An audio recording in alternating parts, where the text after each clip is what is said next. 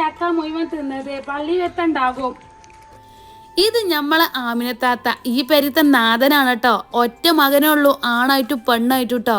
പിന്നെ ഉള്ളത് മോത്ത് നോക്കി പറയും, ആരാണ് എന്താണെന്നൊന്നുമില്ല. ഇന്നാ കൽബ് നിറച്ച് സ്നേഹാട്ടോ കിടക്കണത്.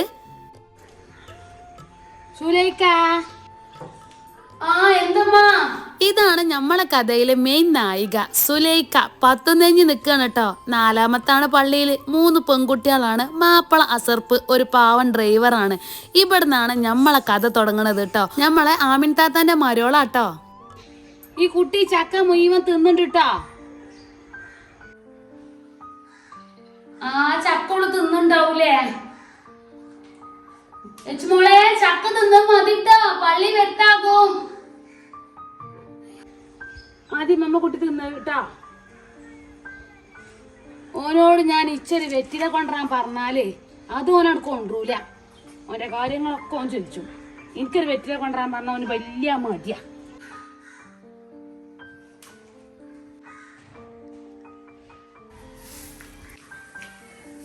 നോക്കാം, നല്ലോണം കുമ്പിട്ട് കാണ്ടേ മൂക്ക നിലത്തേക്ക് തട്ടണം. ആ ജാതി കുമ്പിടണം, നല്ല ശരിയാക്കുള്ളൂ. കുമ്പിട്ട് അടിച്ചൊരുക്കൂട്.